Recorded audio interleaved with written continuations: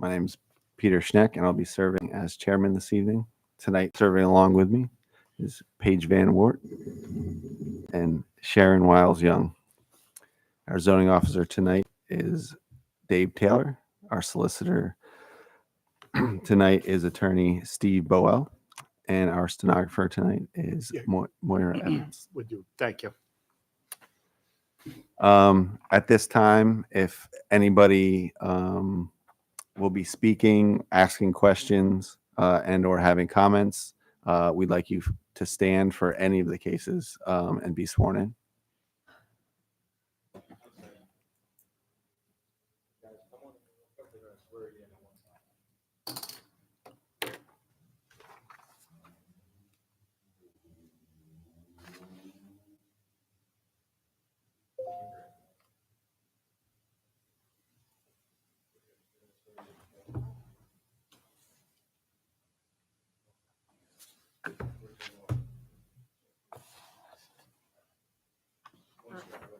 Raise your right hands, please.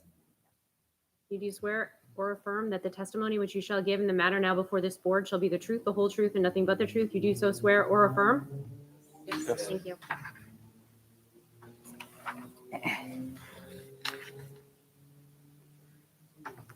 All right. This time, Mr. Taylor, if you could read the facts. Yeah. So for the first one, so the first matter that's on the agenda is 3376 Linden Street, which is the consideration of a settlement stipulation by the board relating to the application of Monocacy General Contractors.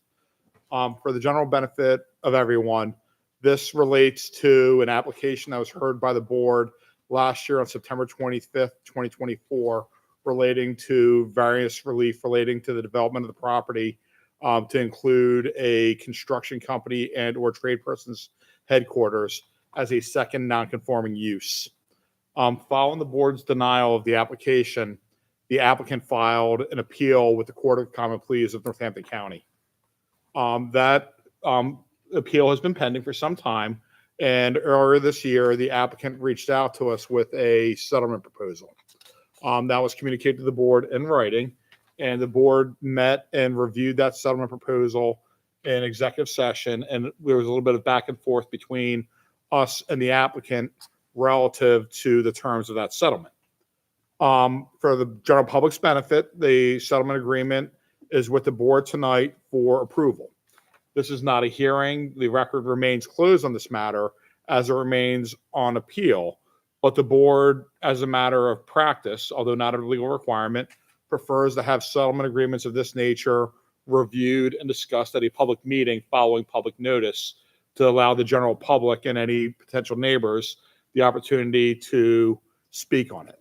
Other than the applicant, is there anyone else here tonight to speak on this matter? So, seeing none, the main purpose then is for the board, which now has a copy of this settlement stipulation, to raise any final questions it has regarding it, and if the board is inclined, to take action to either approve or disapprove this settlement. By way of general summary, and I'm not going to go through the full language, but paragraph 2 of the settlement agreement includes various modifications of the application, which will become conditions of the approval if the board is inclined to grant it. The board is fully authorized to settle this matter, and the city has had the opportunity to review the settlement stipulation. And in fact, the city has participated in the review of this, and the city has provided comments relative to this. And my understanding is that as the language stands now, Attorney Scamilio can also comment on this. Attorney Deschler, on behalf of the city, has approved this. Although they're not a party to the appeal, the city did want to have that input. That's correct. And that's been back and forth through emails with all three attorneys. Absolutely.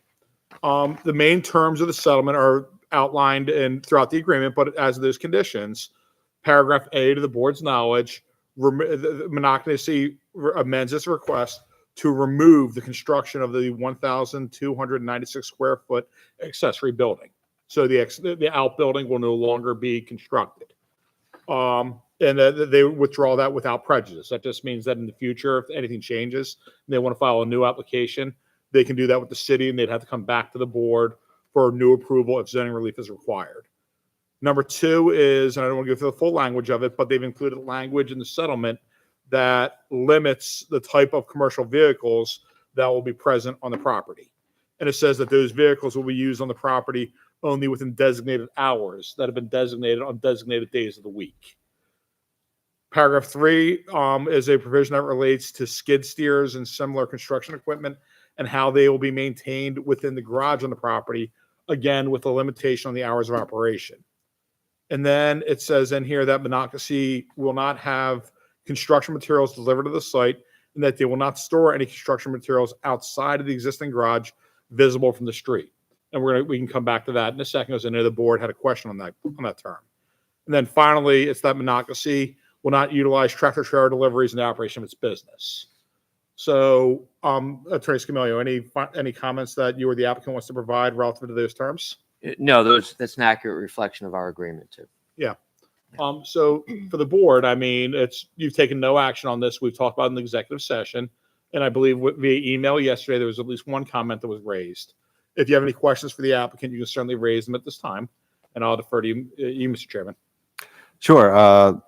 I think you may have been emailed the concern that I raised, and that was section 2D.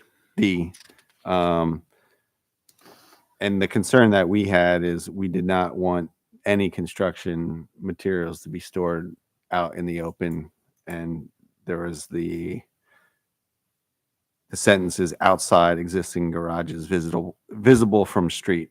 I think our concern is actually the neighbors and anything looking like a material storage yard. And that's understood. I've discussed that with my client, and we're amenable to that addition into the agreement. So the language would become, if the board's amenable to it and the applicant has to agree to this, visible from neighboring properties. Is that the way that everyone would want that written? Yes. I think it would just strike, it would not store any construction material outside existing garages. Would the applicant be agreeable to being within the garage? So the concern is this operation doesn't routinely store material. In other words, there's not a stockpile of aggregate or lumber or anything of that nature. We don't want to bind ourselves if something is outside on a particular day and then being put into a garage, later on at night. If there is something that is there on a very temporary basis that it can't be stored in the garage, we will keep it so it's not visible from the street or the neighbors. And that's when the email that I received to consider was not visible from the street or the neighboring properties or neighbors. Yeah, and that was me interpreting the comment from the board, and I hear what Pete's saying now. So let me say this, Pete, or for the board, would that be better if we made it, the comment relative to you have to load and unload the stuff on a very short-term basis and maybe outside the garage as it's being moved in and out of equipment and things like that, would the board be amenable to outside the existing garages except for temporary storage not visible from neighboring properties? Or if they have to load and unload it? Can I ask a kind of a Sure. follow-up question to this, Sure. or a precursor question? It says Monocacy will not have construction materials delivered to the site. So how would they get there to be stored outside the garage? So if they're at a job site that's complete and there's material that would be left over and then brought back to Monocacy and then to another site Okay. in the short-term future, but Okay. So that was more referencing mass bulk delivery of Correct. stuff. yeah, any work that they do at a site is delivered. The materials are delivered to that site and not to this location. I think my concern is that this was a use that wasn't allowed under the zoning, right? And so the request is to change a non-conforming use to another non-conforming use. Is that correct? Am I Add a second, remembering to that? add a second non-conforming use. Right. And so I just want the second non-conforming use not to be more egregious on the neighborhood than the first non-conforming use was, which is just cars going in and out. So this is a very different use. And our concern here is that it will look like a construction storage yard. Even, Sure. you know, And I can tell you that's not the intent of my client to have this look like a storage yard. This is where, if anything, he would be meeting people to sign agreements and things like that. This is not necessarily where he's going to be storing and warehousing aggregate truckloads of lumber and materials outside. And just for point of reference, this is, I think, 2 doors away from the Action Rental, which is right down the road that has all of their massive equipment stored outside. We're not looking to mimic that at all. We're looking to have this where workers come in and leave. We've limited the hours of operation. He's not looking to make this look like a junkyard or warehouse. So, like my fear is, like, I know what happens sometimes after projects and you're cleaning up and it's late and you throw it, and then junk pile is created, and I know you never intend to do it. I actually don't understand, unless you have a plan to hide it somehow, how it's anywhere on that property is not going to be visible from a neighbor. If you look in the property front, the neighbor area where the pool is, there's already fence there. So it's sloping down a little bit, and the fence is 6 feet. From the road, it's about like I don't know, 8 or 9 feet, so you can't see much. But if you look in the back, all the neighbors are probably, I would say, 200 feet away from you, 150 feet, and there's over 100 feet, over 100 trees in that backyard. So, like, it sounds to me like, we're not planning to make that to be a junkyard. Like Victor, he was saying, if we have something, drop off there for a few days and then remove it, but not to leave it up front where it's visible, somewhere in the back for to sit that, for a few days or wherever the case is.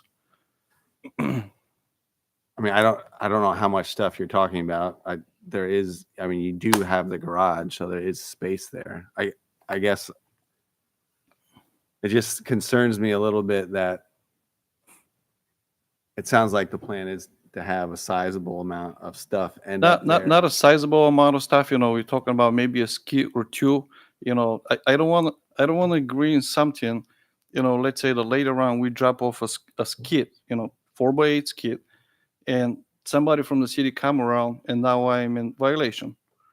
So I don't want that as well. But also we can see it. There's nobody here from the neighbors to come and complain about it. I mean, so, to your point, enforcement. I don't know how someone's supposed to enforce that if it's there for I have to drive by. That I do once not a know, week. but we see in the past as well. So again, live in the city. I spend more time in that place than actually my home. So I want to be nice. And also advanced therapy, they have kids running outside and they're back on the backyard. So we want the place to be, one, clean for a family to bring the kids, and 2, for those kids to play outside safe. So we're not looking to create a junkyard. Would you be amenable to limiting the amount of time that larger unit can stay outside of the garage, say 48 hours? What is the larger unit? And, The and again, skid you're talking about. The skid, like you're talking about. and again, I'm not. If there is anything, we're not looking to put anything in the front of the garages, because that's when the cars are pulling in. If I may just have a second.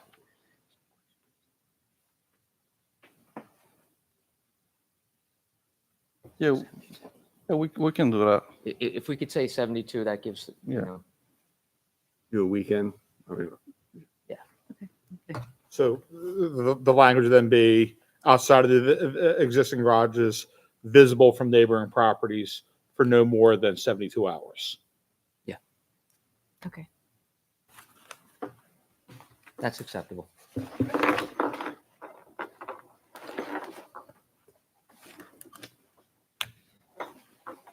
Or the street, yeah. Or the street. Oh, yeah, the visible neighbor. from the neighbor properties That's or the street. understood, Right, yeah, That's how we understood fair it. enough.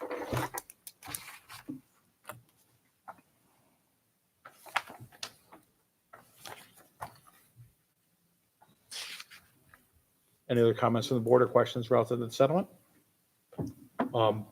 The board could go into the executive session if they have any questions for me. That's up to you. All right. Yeah, I think we will. So this time we'll go off the record.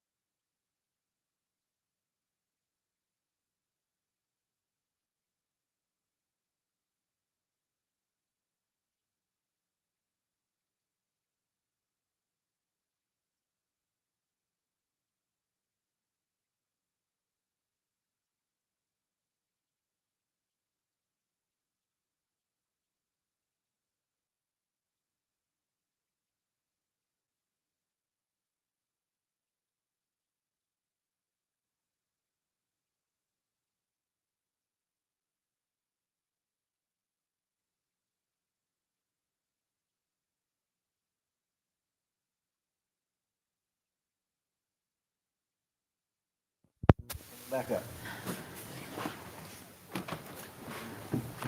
All right. At this time, All right. At this time, I'll ask for a motion from a member of the board. Sure. I make a motion to approve the settlement stipulation as amended. Second.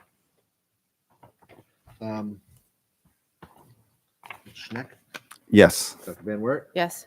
Ms. Wiles Young, Yes. motion passes unanimously. So I'll make that revision. I'll get Pete to sign tonight on a signature page, and I'll get back to Attorney Scalia tomorrow. Thank you. I think we have this, the signature page is separate, so we can all sign if you want, and That's then you fine. can slip sheet in. That's fine. the Do change. you have one now? Yes. You want to use, Victor?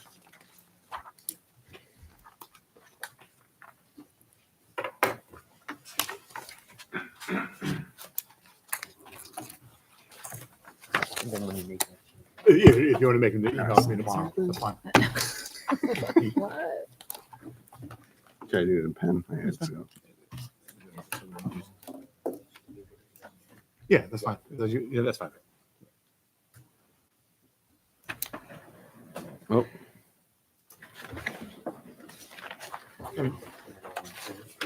I'll tell you, if you want to give me the change email for tomorrow. Of course. God bless you. The Catholic nuns would be ashamed. The Catholic nuns would be ashamed of me. Thank you, guys. Thank you.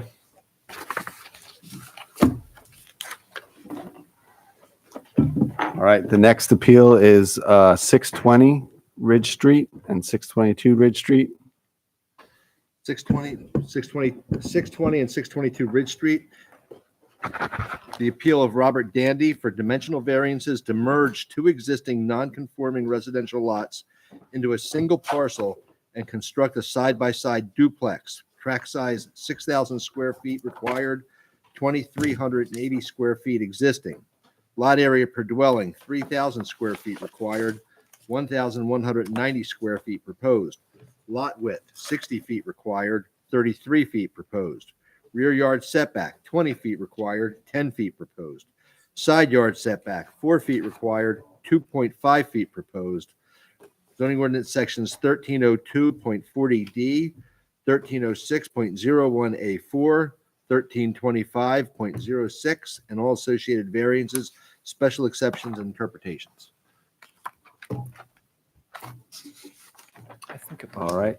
And before we get started, can you confirm when the property was posted? We can. It was posted. On what date? I'll take a look. Hold on 1 second. More than 1 week ago. Oh yeah, And certainly. Give them the date. Yes, sir. testimony is that it is posted in a timely fashion as required by the ordinance. All right. And you can proceed with your testimony. Thank you. Thank you. My name is Chris Spadoni. My office is at 1413 Easton Avenue in Bethlehem. With me tonight, I have Mr. Dandy, who is the principal for the application, as well as his architect. And may I proceed? You may If the board pleases. Mr. Dandy, would you give the board your full name, please? Robert Christian You're going to Dandy. have to speak loud. Robert Christian Dandy. And are you the principal of this application that's pending before the zoning hearing board? Yes, sir. You've heard the zoning officer indicate that there are a number of dimensional variances only, namely 5. Okay. Is that correct? Yes, sir. There are no other applications pending before the board this evening. No, sir. Now, do you own this property at 620 and 622 Ridge Street? Yes, sir. How long have you owned it? Since approximately 2014. And were you aware what was on the property prior to 2014? Not when I purchased it. No, You were not aware? I was not aware when I purchased it. I was informed later. Okay. When did you become aware what was on the property When after you purchased it? I looked at the county assessment records and found pictures of the predecessing property that existed, the twin structure that existed on there prior. Were you aware that that structure became dilapidated and deteriorated to the point of not being able to be used? That was what I was informed by. Yes, And subsequently, was the property demolished? that was my understanding, correct. So when you purchased the property, it was a vacant lot. Yes, sir. And has it remained that way currently? Yes, sir. Now, you've indicated that you own both 620 and 622 Ridge Street. They obviously are adjacent to one another, Yes, sir. and you are the owner of both parcels. Yes, sir. Now, what is your proposal for this site to improve its appearance and usage? So my proposal is to conform with the allowed use, which is for a 2-unit, which is under the zoning there for high density residential, by combining the 2 lots into one and then building that 2-unit as described in these plans, which we can update the zoning hearing board on here tonight. Now, have you talked to me about what is known in the law as unity of title? I think we discussed it, but I forget exactly what Okay. it was. Well, they may already be, by unity of title, considered to be one lot. Okay. Now, are you aware that this is in the RT High Density Residential Zoning District? Yes, sir. What is your understanding of that zoning district? Is that the highest, most intense residential zone in the city of Bethlehem pursuant to the zoning code? Yes, sir. Now, you've prepared a package, and I believe that, and I should publicly acknowledge that the zoning officer as to his civility and responsibility and communication. We certainly appreciate it. I believe you all have a packet which contains maps. Yeah, I mean, if you want to see what we have, but absolutely. I mean, for council's benefit, the board packet includes a copy of the assessment records for the property, a copy of a letter from BDB Construction Handyman, a tax map for the properties, more assessment information, a photograph relative to the property, renderings, but it looks like the board has a full packet of information that was submitted by the applicant. Thank you. And if, with council's permission, we'll mark it as ZHB 1 collectively, the That full would be- packet. That would be great. Yep. No, we're good. Does the board have everything that I was just referencing? I think so. Yeah. If I may. Of course. Can't be deep, but it should be. Let's do it. Oh.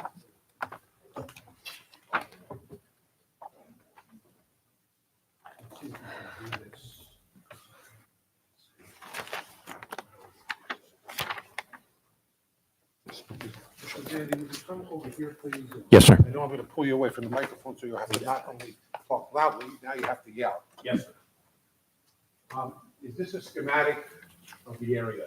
Yes, sir. And would you point out where Ridge Street is, which would be basically the front of the property? This is Ridge. And does it intersect with Sullivan. Sullivan Cross Street this way? No, that's a common alleyway between, not even an alleyway, that's a common sidewalk between the houses that front Sullivan Street and my lots here on Ridge. Now specifically, does this drawing as prepared by your architect indicate the location of the building with the proposed dimensional variances? It should, yes. We requested some side setback variances, the rear, front. Now specifically as to the area that you said was across, what you described as a walkway, are they all row homes?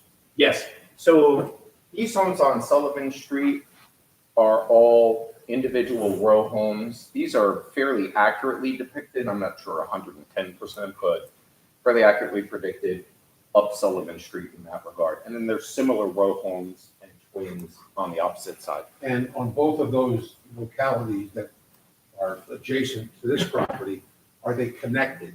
Oh, these are all connected, yes. And are the ones that you indicated were on Ridge Street, are they likewise connected? Yes, mostly yes. There's a couple twins on Ridge, I believe. Yeah, that's it over there. If you turn around, I don't know who's controlling that. Mr. Taylor, thank you. You've been great. Yeah, so there's a lot of twin homes right across the street there. Yeah, like that. So these variances. Exactly like that. Yeah. So if these variances are granted, would in any way would it affect the character of the neighborhood? Oh, no, it would be exactly what's across the street on Ridge and actually less dense than what's right next to it on Sullivan. So in all respects, it would be consistent with the neighborhood. In fact, the uniform use in the neighborhood. Yes, sir. Yes, sir. Yeah. Yeah, you want to mark it as applicant's exhibit A? Yes, if you would, please. Yep.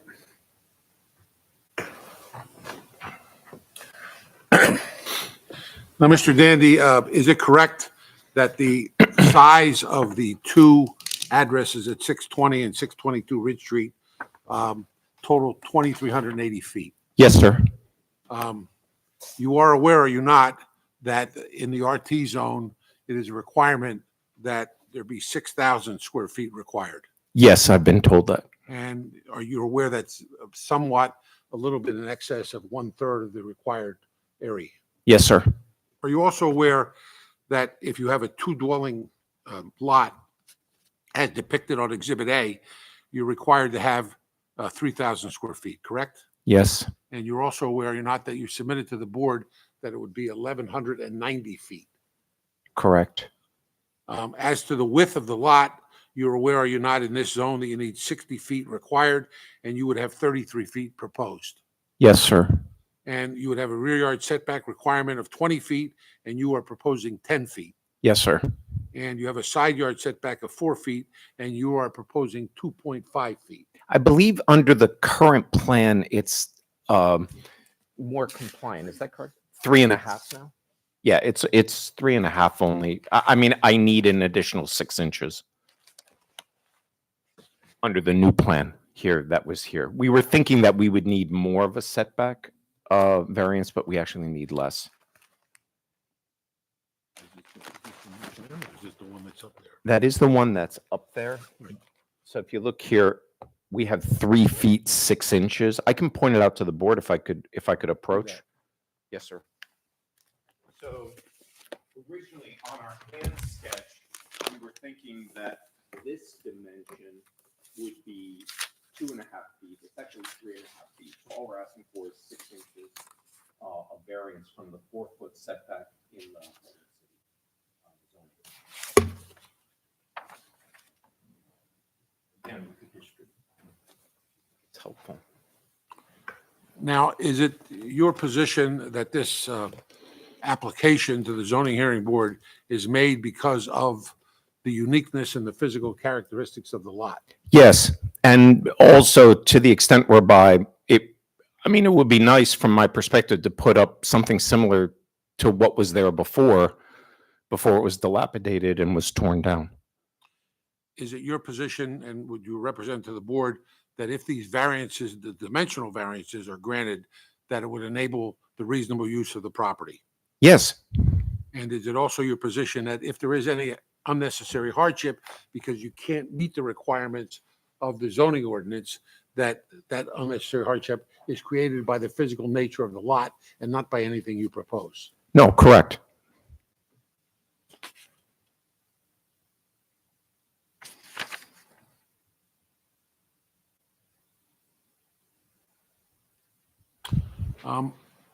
At times, when these dimensional variances are considered, there are issues as to parking. What are your proposals as to parking at this site pursuant to Exhibit A?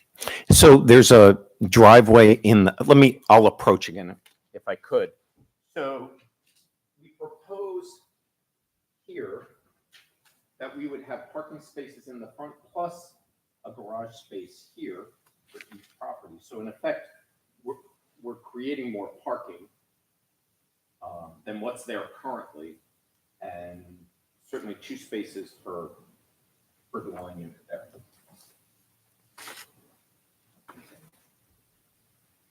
Now, Mr. Dandy, have you, upon my direction, reviewed certain opinions of this zoning hearing board, specifically as to 1183 Mechanic Street in Bethlehem? So I'll go back to the table. So we discussed those, that In other areas of South Bethlehem, it appears as if similar variances were granted in the past. That one was one that I had picked up on Mechanic Street and seemed to make sense.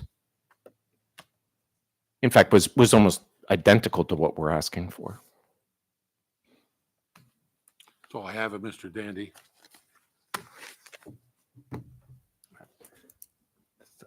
Any questions from the board? Yeah, I have one question. Yes, ma'am. Are there any structures on that property? What is I'm seeing on the property there? So there are no structures there. I have seen what you're seeing there, which is like there are some trees Right. that grow. There was a swing set and such that was there at a time back there, but there's no existing structure that's Okay. there. The only improvements that are left are an old sewer lateral and gas apparatus, because if you see some of the tear up underneath the parked cars in front there, as a matter of fact, I got a call from the gas company asking if I would like to reconnect. I was like, are you looking at the lot? There's nothing on it anymore. But so there's that infrastructure, but there's no standing structure, ma'am. Okay. And the existing home that you found on Mechanic Street, does it have the same kind of elevation, like drop on there from the street, or not? The same type of incline, no, but I do know Mechanic Street is awful sloped as well. I mean, even more aggressively than this. Okay, thanks. You're welcome, ma'am. So you're building 2 side-by-side duplexes. That means 2 units in each one, so 4 units total? Not 4 units, just 2 units. 2 units total. Mhm. And 2 stories? 2 stories, well, 2.5. 2.5. Stuart and I, the architect, have discussed this, 2.5. So they would be, as proposed there, 2 bedroom, 2 full bath, I believe, Stuart? Yeah, 2 bedroom, 2 full bath units. The drawings. Side by side. We have the drawings. We actually got the drawings more developed than the sketch, if you would like to take a look at them. No, that's okay. I just wanted the basic facts. Sure. I think the biggest problem I have right now is the fact that you chose to push this building back from the street front to accommodate parking. because usually there is a premium put on maintaining that cohesive street front where all the Mhm. buildings are the same, right, and are built right up to the property line. That's how this neighborhood has been developed. And you're asking for an accommodation for a lack of the rear yard setback that's required in order to fit the parking in front. Mhm. But if you could move that whole building up and keep that street line cohesive, even though I know the rest of that block on Ridge Street is yet to be developed, there is a certain utility in keeping the street fronts uniform and cohesive and not breaking it up and having an empty gap like this would be, because you're asking to not have that required 20-foot backyard setback in order to accommodate the parking in the front, which kind of disrupts the cohesiveness of the street. So I own I do own the house behind that at 624 Shield Street. And of course, I wouldn't object to my own project. If we could, who's controlling this? Is that, okay, Mr. Taylor, if you could just do like an aerial view, I think up no, on Ridge. I just wanted to see, there are other units there. Yeah, I do see what you're saying, where there's the one up the street there. There's another one that's set back, though, I had thought. If we were to move it up, I would ask, I guess, would that take away from any parking? Can we move it up? It's a trade-off, if I may. The problem becomes, we recognize the concern, and the architect will testify after this, but we believe that the parking issue is probably more problematic than the maintenance of a unified front on the street where everybody's set back at the same distance. That's a bad place. It's a bad place to park, and we could get the cars off the street. In fact, we could keep 4 cars off the street because the bottom is going to be a garage. They could put the car in the garage, and then they could put a car behind the garage or in front of the garage off of Ridge Street. And we think that's a better planning tool and meets the concerns of the neighborhood. However, if that's your decision. Yeah, Dave, keep we could going up probably the move it hill if you and could. I not just have want to the see. rear yard setback be an Yeah, issue. okay, that is on the street. May I I see ask that. the zoning officer, did you have something you wanted to say? Well, I don't have a preference one, and I understand exactly what you're saying. I was just going to say I did. Yeah, have I some own it. I'm not conversations objecting to my own with project. Mr. Dandy. That was, I just wanted to mention, that was the reason it was pushed back, Okay. is he was trying to avoid another variance on parking. For And if that's- parking. Yeah, I by no means have a feeling one way or the other. But the But I mean, zoning, if he did move it forward, they would need a variance for parking. And I would have to say, ma'am, the zoning code does not mandate that the front of the building be right at the sidewalk line. Is that correct? It's 0. It does mandate it? It does not mandate. It No, doesn't it's the- mandate. the There's minimum. there's no Yeah. mandate. mandate. Okay, all right. I understand what you're saying. And the other concern is that he owns the property in the back. If he's violating the 10 or the 20 feet requirement, he owns the property. Yes, but he may not always own the property. Agreed, but somebody that would be a BFP, a purchaser in the chain of title, would recognize, they would see what the setback was by what's there if the project goes through, if you approve it. I mean, I don't want me to be presumptuous, but if the building is there, someone that would purchase his property down the road behind him would see what's there. Mhm. I understand. If you slid it forward, would you still keep the garages? Would you? well, I would imagine, and this I guess would be for Mr. Taylor, I imagine we would have to keep the garages because we would have to keep the required parking. And let me say, for the benefit of the board, what was there prior that was dilapidated and torn down was exactly what Mr. Taylor showed up the street. It was fronting it, but with no parking. Mhm. So that's what was there. I think if we push it forward and we're talking about, I don't know how we would be able to amend, I guess. It would be he would be asking for parking relief. And it's either parking relief for 2 spots. Council, can you be fair? Can you take down the plan? I'm sorry. So I want you to be able to see, Mr. Taylor. So How the- many spots do they need? Well, actually, if they're only 2-bedroom units, Yes. I guess actually they would only need one. Well, no, that's not true. The 1.5 provision applies to apartments. These under the zoning ordinance are defined as two-bedroom, twin, or duplex. So they would each require 2 spots per unit. So Under zoning. so they would require 2, and with the garage units, you'd have 1 per. Is that correct? Yes, with just the garage. So if the applicant wanted to amend the application to request relief relative to the parking, correct, because they would require that, and move the building forward, mitigating the rear yard issue, the applicant could request an amendment of the application. I mean, I'm fine with it. I don't think there's any objection to. You're the applicant. Yes, I'm the applicant and I'm okay with it. Sorry. I was gonna say that. No, I mean, again, we were trying to slim down what we were asking for, but quite frankly, that's fine. I mean, we would amend it here at that point to request that if we can do so. I'm not trying to tell you what to build, but the other option that you could also use in sliding it forward is sliding it south there, and then giving you enough room to bring in a car and park in the back, and giving those people on Sullivan a little bit more breathing room too, from being right up next to your house. I'm just saying, but I'm not trying to complicate things too much. You know what I'm saying? Like, you have space in the back to park, but you just got to get a car in there. So if you forewent the southern property, that the 3.5 feet you have now, and push it up against on the property line, you could bring in a car in the back there too. We have the architect testify. Yeah, and I know. he I'm not worked going to on- tell you what he to worked build. on I'm the just parking giving you issue options. kind of hard. We Yeah. thought we had it solved, but we recognize your concerns. I mean, I'm willing to amend the application to move the site up front and just have the in garage parking and such. If you move the building up to the lot line as is being discussed, would you still require setback relief relative to the rear? No, that does, you're right. So that does alleviate one request in exchange for another. So theoretically, one option is you could request as alternate relief. Yes. That the board could consider both of those as alternate plans, if you want to make that amendment. Okay. We have. I appreciate your input.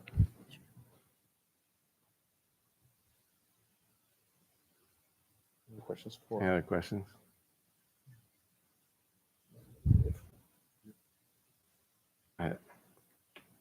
Any other statements or?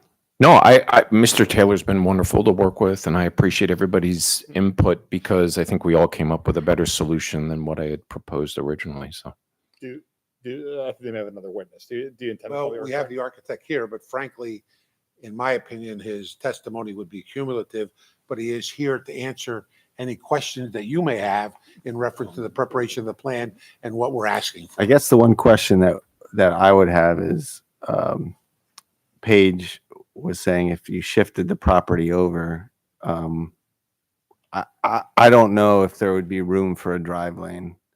yeah, I'm not sure that would work with modern car width. Well, I'm sorry, with car widths generally speaking. I mean, for motorbike, bicycle, that would be perfectly fine. Of which there's tons of those anymore. I would be the way that you testified that you're asking for 3.5 feet, so that would be a 7-foot drive lane. Would that? Yeah, no, that would. That'd be tight. Yeah, that'd be great. Can we offer our resistance to that Yeah, proposal?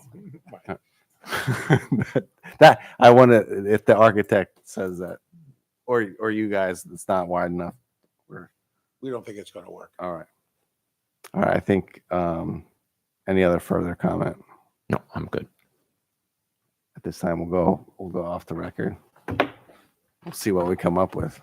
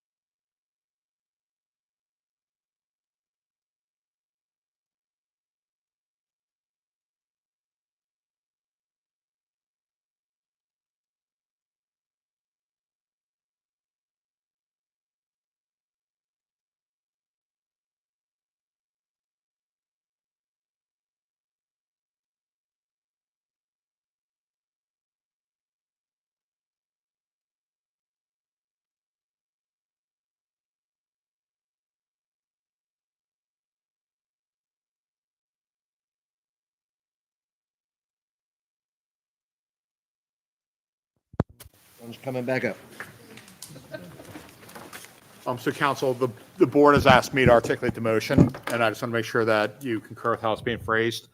It'll be a motion to approve the relief as requested, subject to the amendment of the application to seek relief relating to the number of off-street parking spaces and withdrawing the request for a rear yard setback variance. Thank you. And if the board is inclined, a board member can make that motion. You can seek a second. I'd like to make that motion. Second. Mr. Schneck, Yes. Dr. Van Wert, Yes. Ms. Wiles Young, Yes. motion carries. Written decision will follow, and congratulations. Thank you so much for your help Thank you tonight. for your time. Really appreciate it.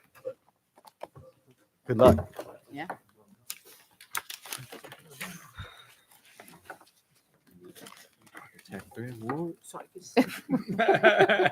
Just invoice me. Have that back, by the way. I'll get you Yeah. I don't think I had some of those. What? It was fine. All right. The next appeal is 1201 East 3rd Street.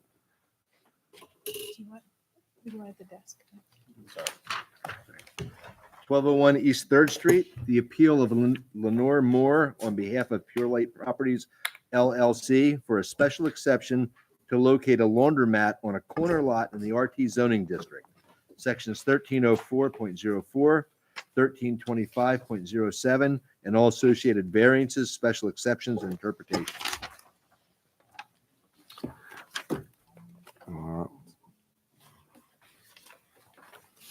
They forgot their. Oh, shoot. It's fine. You're fine, Mike. Leave it there. Before we get started, can you confirm that the property was posted and when it was posted? The posting of the property. The posting was Well, actually, hold on one second. I'm sorry. Hold on one second. Sir, that's in, the plan's an exhibit. If you can leave the plan for me. You take your board, but I need the plan. And could you send me a digital copy tomorrow? the posting on the front door. Appreciate it. You weren't sworn in yet. You have that one. Neither was Elizabeth. You have that if you want. Okay. There's one- Sentence asked, do you need her sworn? Is that what you were Yes. going to say? Yes. There's two people. Oh, okay. Anyone else who's going to testify, can you stand and raise your right hands? Elizabeth, could you stand and raise your right hand? Everyone else already did it, right? Thank you, sir. You do swear or affirm that the testimony which you shall give in the matter now before this board shall be the truth, the whole truth, and nothing but the truth. You do so swear or affirm? Yes, I do. Thank you. So the question was about the posting of the property. And did you take care of that, Lenore? The property was hosted, yes, Approximately when was it posted? At least a week ago? at least a week ago. All right, you can proceed. All right.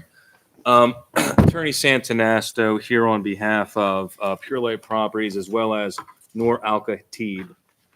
Noor is to the right of Lenore, and she's going to be the operator of the use that we're proposing for this property. I'm not sure if this property looks familiar, but this property was before the board in 2023 for a similar relief, which was the reuse of a corner lot. And I've attached a decision to the zoning application. That would be, let's see here, dated May 26, 2023. And in that decision, the board did grant the reuse of that property,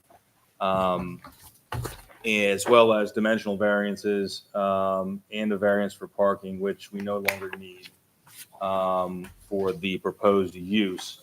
And I had some correspondence with the zoning officer, and I just want to confirm that the information supplied regarding the parking was sufficient.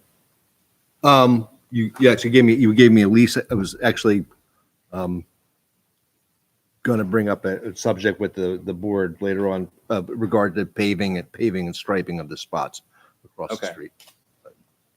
Okay. All right, then I would call my first witness, Lenore Moore.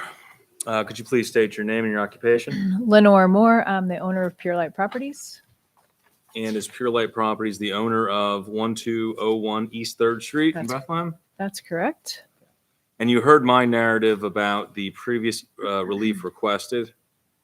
Yes, I've been here before. So I was new at this and didn't realize it expired. So I'm here again, but with a better use. So just so the board knows, what was the proposed use the first time around? So the proposed use was a retail store. It was actually a pet store for Frenchies. It was going to be selling goods, merchandise out of the store. And Frenchies are French bulldogs, a dog? That's correct. Okay. And that tenant either broke the lease or couldn't commit to the lease afterwards? He decided that he wasn't going to pursue that business at the time. And so, yes, he broke the lease. And so I started to look for other tenants, and I didn't realize that there was a time limit. And so I kept interviewing many, many tenants. And when I found the exact tenant I wanted, I found out that it had expired. So I learned something. And the tenant that you found, that's the individual to your right, That's correct. okay? And what is the proposed use this time around? A laundromat, Okay. which is exciting. So let's address the property itself first, because this is reuse of a corner property, and under the zoning ordinance, certain facts need to be submitted to the board for their review. First is the property in total. It's about 37 by 100, that corner property, That's correct. and it is on a corner, correct? It is. What is it on the corner of? Hobart and Third. Okay. And how big is the actual space that's the commercial space that we're proposing to use for the laundromat? So the commercial space, I believe, is 323 square feet. And as you can see from the photo that's up, the window behind that stop sign, that's a pretty big window. It appears to be at one point a display window. That's correct. That wouldn't be a normal residential size window? No. Okay. And the door is offset. It's on an angle, correct? It's on a corner, the way the corner stores used to be created. And when you bought this property, what did you discover about how this property was previously used? So from the neighbors telling me, there used to be a couple that ran a store on the bottom, and then they lived on the top of the building, on the second floor. Okay. And the remainder of this property, because 325 square feet is pretty small, what's in the remainder of the property? There's a one bedroom in the rear half of the first floor, and then there's a 3-bedroom on the second and third floor of the building. And that's all been previously approved, and you don't need any relief for that today? No, I do not.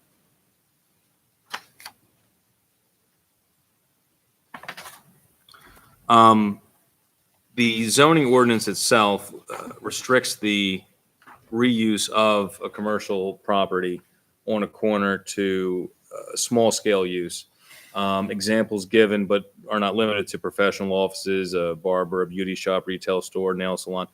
Do you think that this laundromat in this small space would be a small scale use? It's definitely a small scale use. You've already testified that this is at the corner of 2 streets and that the primary building has a character of a storefront. It does. Okay. And in particular, the zoning ordinance even points out a large first floor commercial window, and we've already highlighted that to the board. Correct.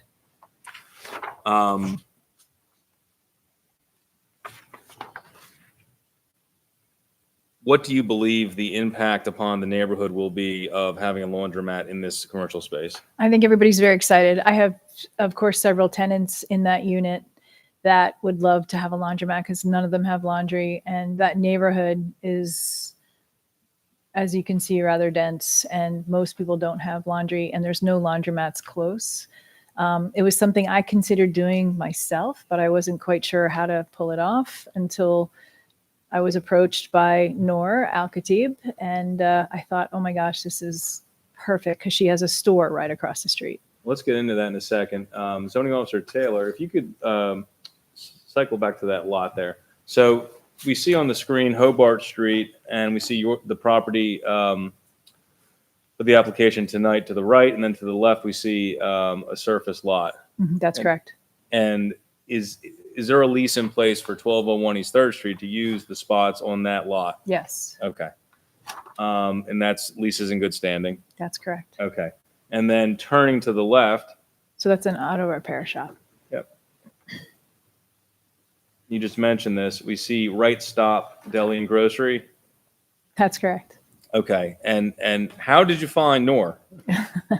So she was a past tenant of mine years ago when she was in a previous marriage, and she had owned that store, and I had come in there several times. But when she actually took it over on her own, I saw huge changes to that store. I was quite impressed. It became very clean. It had great products, and I said to her, "Wow, congratulations! You're a great business person, and you're really providing needs and services for the community." And so then she said, I've been looking at that corner lot for years. I would love to turn it into a laundromat.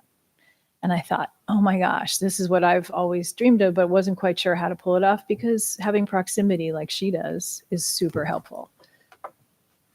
Okay. There's going to be no, just to go through the ordinance, no frying of foods, no alcohol sales. It's not a tattoo parlor, pawn shop, anything like that. I was approached by all of those people. Yes. And I had to say no. Why'd you say no? Well, you have to look at the community and what's best for me as a landlord and what serves the community best. And I could have easily put in a guy who wanted to sell used furniture out of that store, and it doesn't really serve the use of the community. And I wasn't sure if that business was going to make it. So I was looking for stability and something that could really add value. So the laundromat's perfect. And it's more difficult to pull off, obviously. It's much easier for me to say yes to a guy who wants to put furniture in that store. And it's not in a historic district, is it? No. Okay.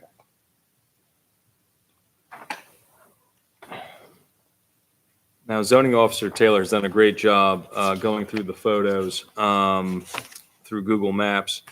So I will not dwell on that by going through picture by picture. That's part of the application. I did, though, bring 4 pictures, which I did not attach previously, from the interior of the 525 square foot space. So if I could approach with just those 2.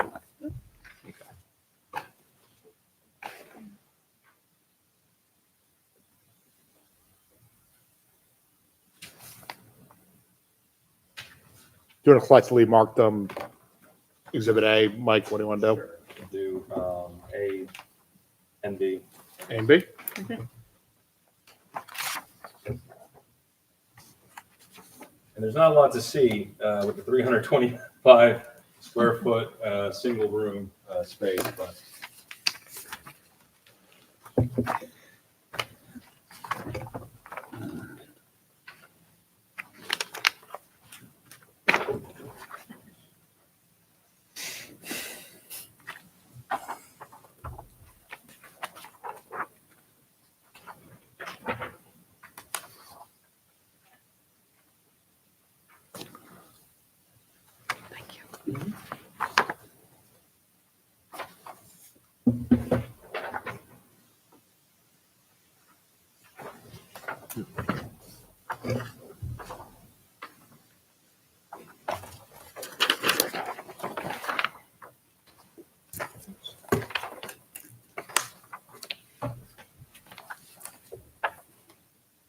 so we have applicants A, and it has 2 pictures on it. The first one is kind of dark, but the top one, I should say. But is that the interior of the subject property? That's correct.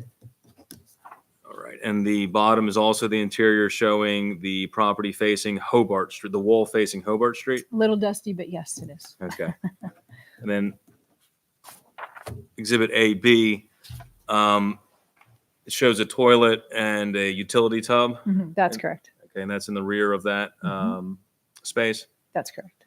And then the bottom picture, that's the commercial window that we discussed previously, right? That looks out to actually Nor's store across the street. Yep, and if you look out the door, you see her store, correct? Correct. Okay.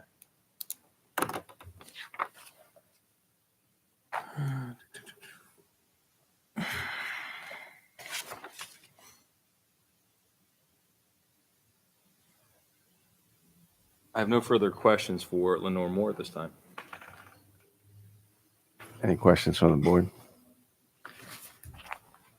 I do have one concern about the hours. So as it was listed in the narrative that it would go till midnight. I actually requested it only go till 11 p.m. Okay. due to my tenants and her store hours match that. 6 a.m. to 11 p.m. is her store. So I would like that to be consistent. She's agreed to that. Because I wondered what the store hours were too. Okay, thank you. And so when they lock up both, they can lock up both facilities at the same time. What are you said there was parking requirements for this store?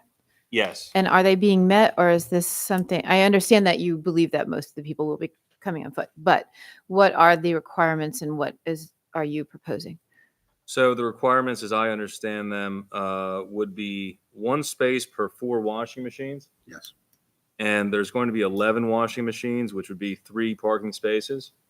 In the previous decision, we needed 6 spaces and received relief on a dimensional variance for 5 spaces, which would be, right where that red car basically is in the picture in front of you right now. So you plan on locating the parking, where is that relative to? It's right across the street. Okay, great. Right there. Right Yeah, across the okay, street. that's fine. And then the second one is the signage. It says you're allowed to put up to a 20 square foot sign, and there's illumination considerations that it can't be lit during non-business operating hours, and it can't be internally lit. Is this what your plan is? You're going to abide by? Yes, the operator was going to testify to that. Okay. But she was going to put a wall sign on a 45-degree angle to be parallel with the door, right above the door. Okay. Okay. And would she also be agreeable to making sure that all the litter is collected? I see there's a can out front, but to keep the neighborhood clean and tidy. Yes. And for the board, could you identify yourself? We've been talking about you, but introduce yourself. I'm the owner of Right Stably and Grow. Thank you. Mike, I'm sorry, ma'am, your name and spell it one more Why time. don't you switch, guys? Okay, Come on up. thank you. Speak right in that microphone. Okay. Noor Al Khatib. I'm the owner of Right Stably and Grocery, 300 Hobart Street, Bethlehem. Can you spell the name, please? My name or the store Yours. name? Your name. Noor, Noor, Al Khatib. Thank you. Spell Al-Khatib, please. ALKHATEEB. So there was a question about the signage, and you are requesting tonight to have a 20 square foot wall sign Yes. parallel with the front door right above it. Yes. Okay. And the language would roughly be what? What do you want on the sign? Just laundromat and the hours, the store hours. There was testimony from Lenore that you had a discussion with her and that you agreed to have the hours 7 a.m. to 11 p.m. Yes. And you're agreeable to that? Yes. And those are the same hours as your grocery store across the street. Yes. Same hours. And how long have you operated that grocery store, by the way? Since 2020. And just so we can touch on community support, the folks sitting across from us over there. See 1, 2, 3, 4, 5, 6, 7, 8 people. Are they all here to support you? Yes, they're Okay. all my neighbor, the store neighbor. So I know them all. Did they ask you to open a Yes, laundromat? they did. Okay. Not just them, like many people, they've been asking, why don't you open laundromat? So We'll let the record reflect that they're all nodding. Okay. If there were more questions for Lenore, Are you going to do anything besides offer laundry services there? no, Okay. no, just laundromat. Thanks. I guess speaking of litter and stuff, what is the plan for trash? I have a big dumpster for my store, and I'm gonna order another one, small one, because I still have a space. So whatever is gonna be in this dumpster, I'm gonna be having 2 dumpster Where located? next to my store, like for 300 Hobart Street. So I have big the back. I can add one more container, and the landlord doesn't mind. So I'm gonna keep it there. So you're going to dispose of the trash using the existing dumpster for the store. No, I'm gonna have another dumpster. Okay. Yeah, I'm gonna order another one. that's Simon Sanitation, I see. Yes, same company. Any other questions? Can I ask a question of Ms. Sure. Moore? Ms. Moore, oh, I'm sorry. Sorry. So, No, it's okay. I'm sorry, thank you. So the parking lot's currently not paved. It's in a stone condition. It's not striped. That's If correct. the board was inclined to grant relief tonight, would you agree to have that paved and striped pursuant to the city's ordinances? I would have to look at the striping and the paving, but I would definitely be open to taking care of that. Yeah, I mean, as an officer can jump in. I mean, Dave, you can speak to the requirements of the city ordinance. Yeah, it would be, the size of the parking lot would require it. So for that parking to qualify, it would need to be striped and paved in accordance with the city ordinances. Okay.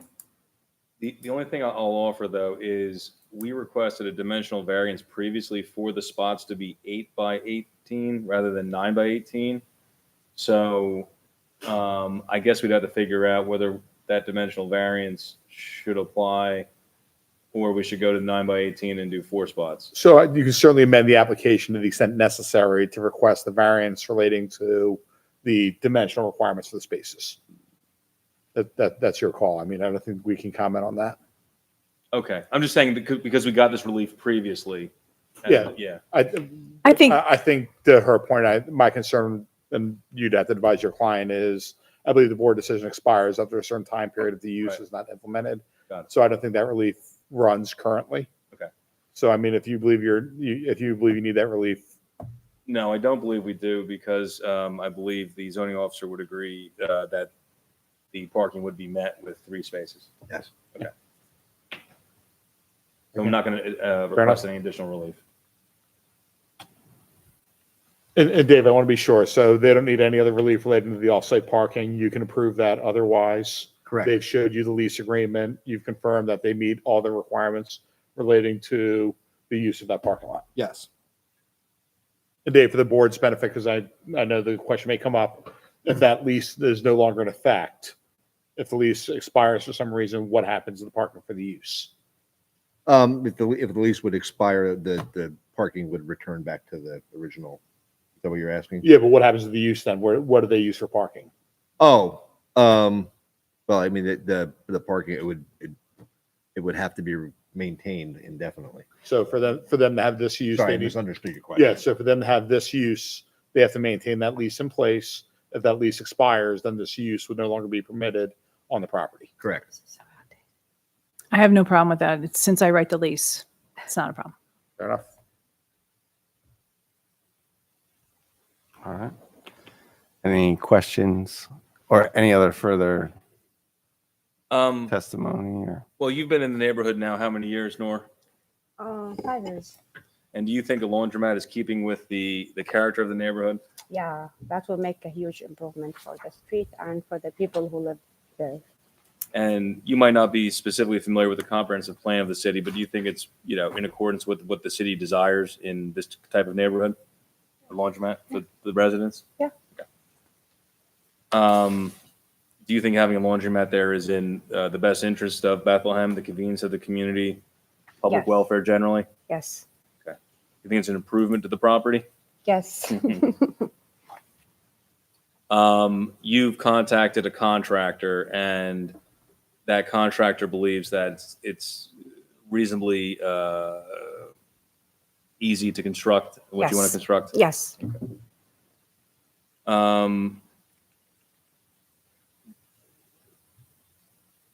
You're not going to store any hazardous materials there? No, just No laundromat. chemicals? No, nothing. No.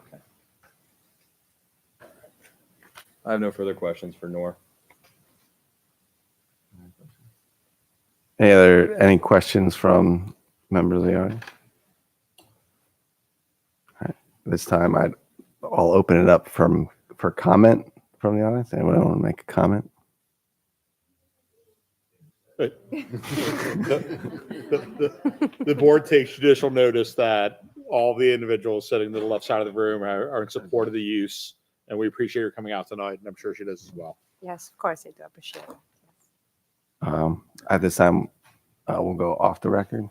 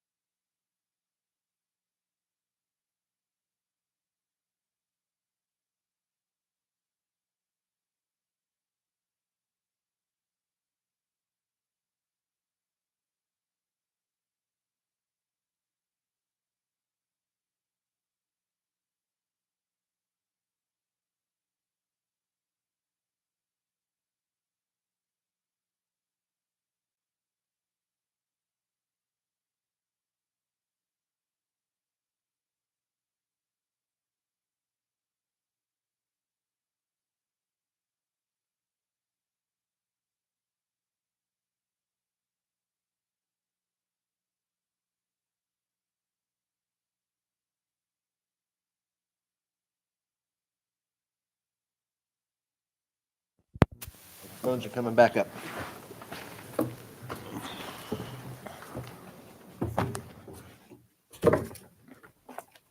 All right, we'll go back in session. And can I have a motion from a member of the board? Sure.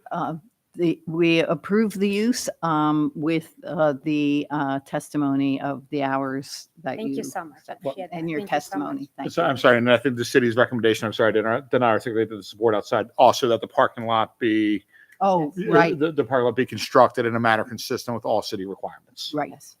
In the parking lot. Thank you. Thank you so much. Can I have a Appreciate that. second? Thank you. Second. Mr. Schneck, Yes. Dr. Van Wert. Yes. Ms. Wiles Young. Yes. Motion carries unanimously. And ma'am, just one more time, that the hours of operation will expire at 11 p.m. every day. 11 p.m. Okay. On the dot, yes. Thank you All very right, much. good luck. Thank you so Yeah, much. thank you. you. So guys. much. Appreciate that. Thank you so much. We don't get applause very often. Yeah. Thank you all for coming out tonight.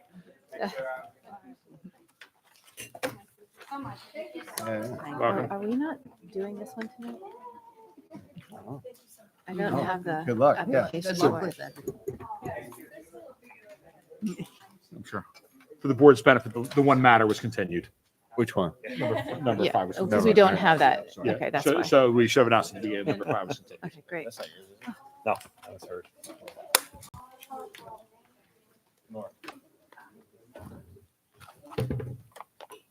Yeah, it's good seeing you. Take care. All right. Feels good to stand up. Yeah, I know. Next up is 2270 Woodlock Circle. We have the facts of the case. 2270 Woodlark Circle, appeal of Michael Villani for a variance to exceed the permitted building coverage on a residential lot in the rural residential zoning district by 805 square feet. 15% permitted, 19.7% proposed for purposes of a 25-foot by 32-foot addition. Sections 1302.22, 1306A, A1, 1325.06, and all associated variances, special exceptions, and interpretations. All right. Before we get started, can you just confirm when you posted your property? October 7th. All right. And you may proceed. Okay, I'm Michael Villani at 2270 Woodlark Circle. This is my wife, Casey.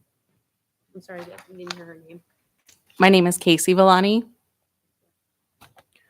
So we live at 2270 Woodlark Circle, and we've been here about 9 years.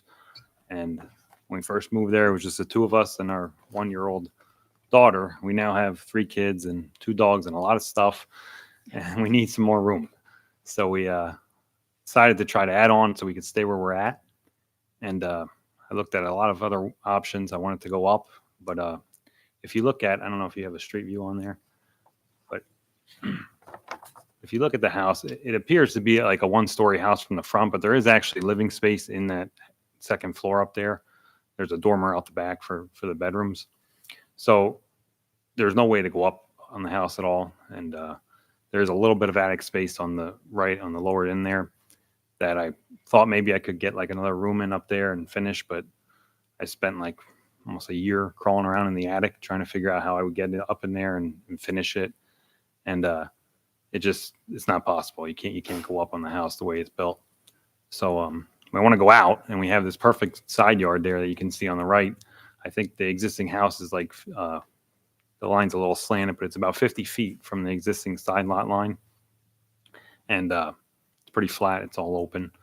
So we want to go out there, and we're meeting all the other requirements: the side yard, the rear yard, the front yard, by pretty much actually.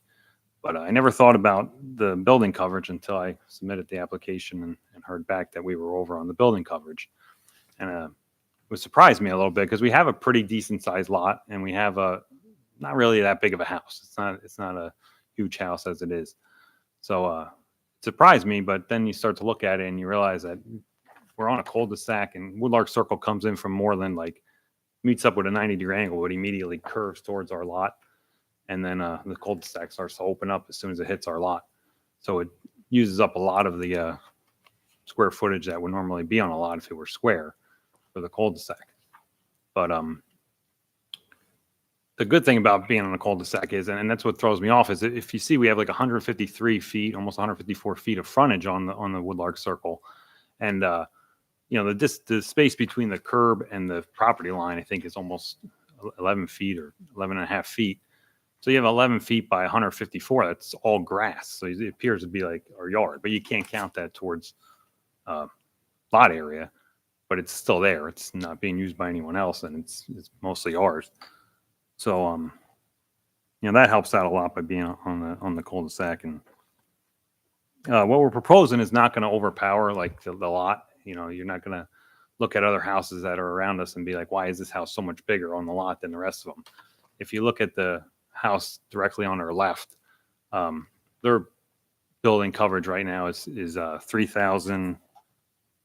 I think it's 3,251 square feet, and ours is, when we're finished, is going to be 3,352 square feet. So it's almost exactly going to be the same size building on the lot as theirs. I think if you go down the Yeah, that way. Yeah, to the Yeah. left. This way? Yep. Mhm. Yeah, that That's house. the corner on the right. Yeah. Yes. That one there, that's 3,251, I think I said. Yeah, 3,251 square feet. And ours is going to be 3,352. And if you go up the cul-de-sac the other way, the house straight ahead at the end there, that one there is 3,352 square feet building coverage. And that's on an even smaller lot. So you can see that we're not going to like overpower the lot and make it look like this house doesn't fit in this neighborhood. It's going to look exactly like the rest of the houses on that street. One of the things that we're doing that I'd like to do is I'm very adamant that things don't look like you just stuck an addition on the side of the house. So if you look at the plans, I don't know if you had the, well, I know you do actually because I sent them in, but the front elevation, I really am going to great lengths to try to make sure that you can't tell that piece was added. And I know on the plan it looks like it because it's a different color, but we're going to do brick on that piece that's added. And I was a little worried that we wouldn't be able to match the brick on the existing house because brick's pretty hard to match.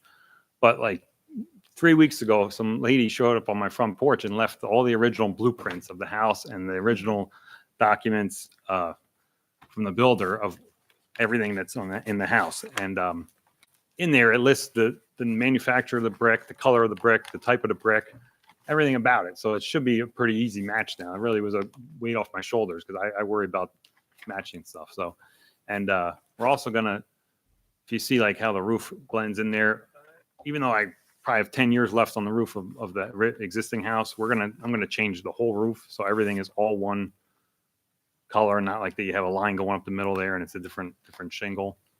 And same thing with the cedar shake up in the gable there. The garage isn't shown on the plan, but the garage is actually white cedar shake, and we're going to match that. And if you notice, even like the gable vent on the garage, there was a little square one there that's existing, and I didn't like the way it didn't match that one there. So he put it on the plan that we're going to match both of those to make sure that everything looks like it's not added. I don't want the addition to look like we just threw a 25-foot piece on the side of the house, and when you drive to the road, you see that.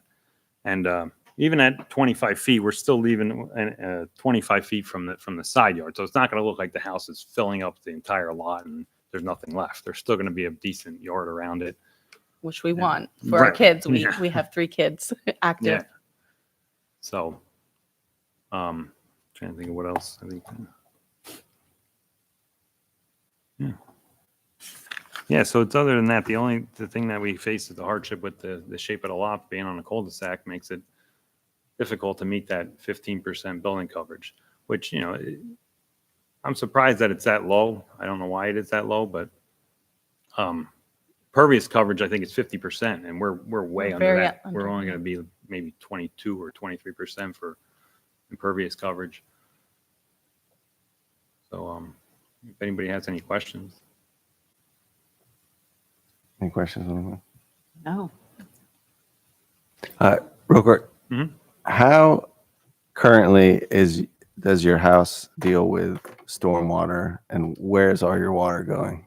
So the lot pitches from the back to the front, not a whole lot, but pretty much. And it kind of goes, yeah, well, you can't really see there. But if you look at the sketch plan there of the, yeah, well, You you see can where show them that that too. I tree- can show you. See where that tree is? The front. Yeah. Yeah. If you go to the right of that a little bit, you'll see there's kind of like a swale that runs along that. No, I don't want to say a swale because it's not like water doesn't go through there, but there's like, that's where the water goes, right up there around the swing set and around the back. So Does it come to the cul-de-sac or does it go to the back? it comes to the cul-de-sac. Yeah. Okay. Yeah. And then in like the back of your yard it looked like there was another the other back. I don't know. Back of the garage. Yeah, the Oh, side. the back of the garage. Yeah. Yeah. It's kind of the same thing on that side. It just kind of, the water would make its way around there. There's not a whole lot, but that's where it comes when it has to come out, obviously. And everything makes it to the street. Mhm. And Yeah. I guess you're proposing that the new gutters will also direct the water Yes. that way. Everything would come down to the front. During your project's a little bit small, but during your review, do you know if you're going to be in front of city engineering and will they look at that? Or maybe that's a question. Okay. It'll get reviewed by city engineering as to whether or not there's enough impervious there for them to flag anything. Okay.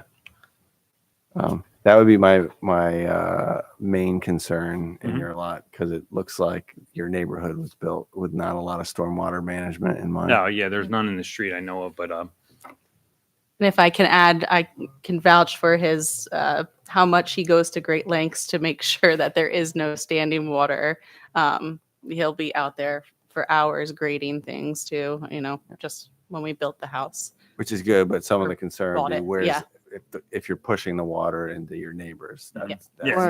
Or into Yeah. Monocacy Creek, which is your opposite street. People, Yeah. their yards back down into Monocacy. So if your stormwater runoff's going that direction, it may be going directly into the Sure. creek. Mhm. Yeah. Yeah, it does absorb most of it before. I mean, you don't see like water flowing out into the street at any point. The ground does soak most of it up because it is pretty far to the street. But Will you be adding any landscaping or plants, or would you be open to doing that? yes, sure. Yeah.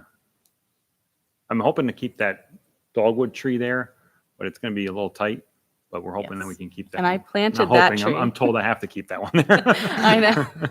I would like to add additional ones along the side, in front of the house, in front of the garage, like along the road there. All right.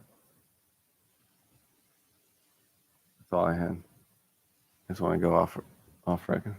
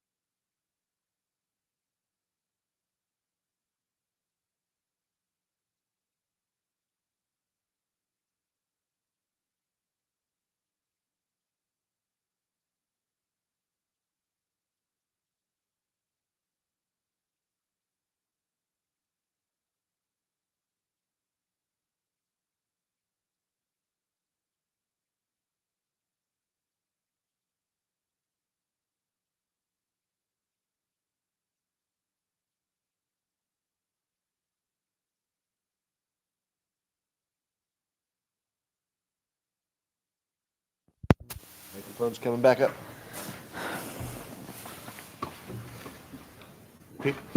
So the board has asked me to articulate a potential motion, which would be a motion to approve the variance as requested, subject to a condition that the applicant work with the city staff to mitigate any stormwater impact as may be caused by the addition to the satisfaction of the city engineer and staff.